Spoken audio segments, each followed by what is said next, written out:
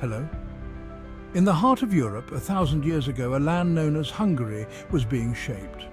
This is the story of its first king, St. Stephen. Born in 975 AD, Stephen's early life was full of challenges. His father, Géza, was the Grand Prince of the Hungarians. These were turbulent times. Stephen was born into a pagan family. However, his mother, Sarolt, later converted to Christianity. She had a strong influence on young Stephen. He was baptized into the Christian faith. This was a pivotal moment. It set the stage for Stephen's future and the future of Hungary. Stephen learned the art of leadership from his father. He also received religious education from a Benedictine monk named Adalbert of Prague.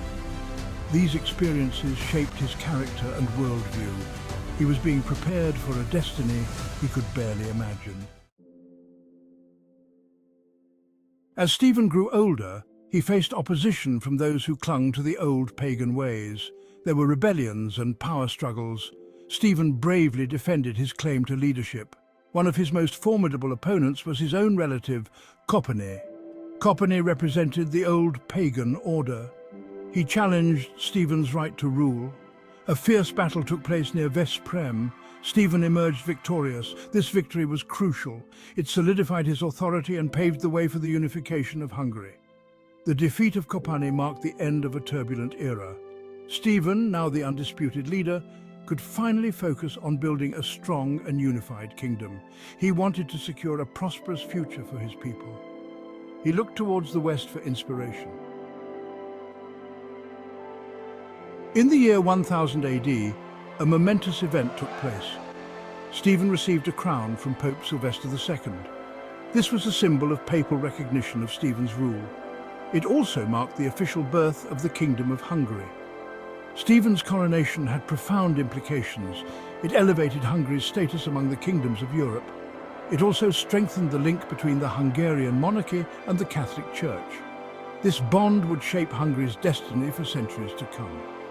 With the crown on his head, Stephen set about consolidating his power. He established a centralized government. He introduced new laws and administrative reforms. His goal was to create a stable and prosperous kingdom. Stephen's commitment to Christianity was unwavering. He saw it as the foundation upon which to build a strong and unified nation. He embarked on a mission to convert his people. He knew this would be a gradual process. He established monasteries and churches across the land. He invited missionaries to preach the gospel.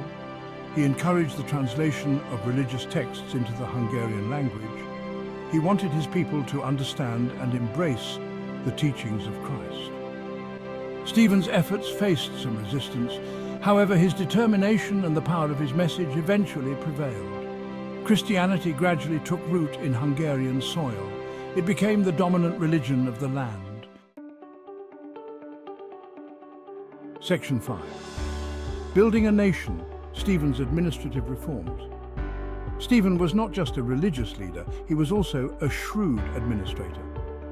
He understood that a strong kingdom needed a solid foundation. He implemented a series of comprehensive reforms. These reforms centralized the government and strengthened the monarchy. One of his key reforms was the division of the country into counties. He appointed loyal and capable officials to govern these counties.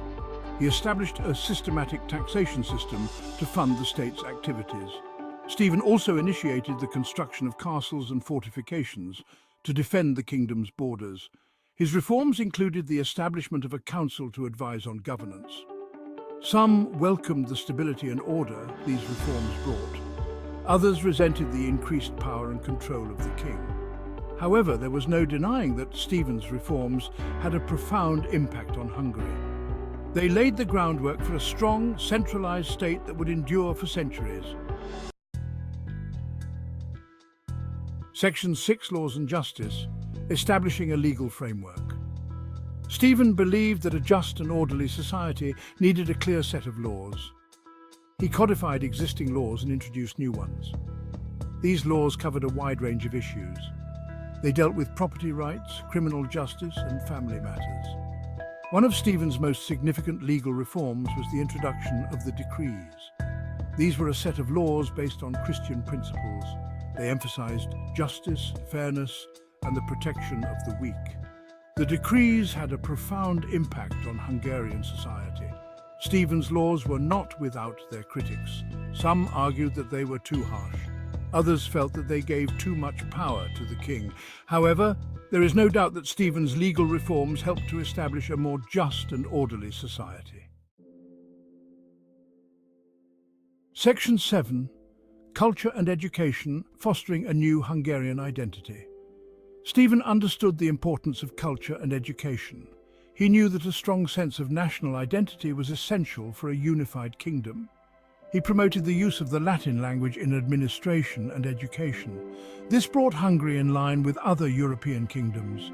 He founded monasteries and schools across the country. These institutions became centers of learning and culture. They played a vital role in preserving knowledge and transmitting it to future generations. They also helped to spread Christian values and teachings. Stephen's patronage of arts and culture had a lasting impact. It helped to create a distinct Hungarian identity. It also laid the foundation for a rich cultural heritage that continues to inspire and captivate people today. Section 8. The Weight of the Crown, Personal Tragedies and Succession Crisis. Despite his many successes, Stephen's life was not without its share of sorrow. He faced personal tragedies that tested his faith and resolve. His beloved wife, Gisela, passed away. This was a devastating loss for Stephen. She had been his constant companion and advisor. Tragedy struck again when his only son, Emmerich, died in a hunting accident. This plunged Stephen into deep despair.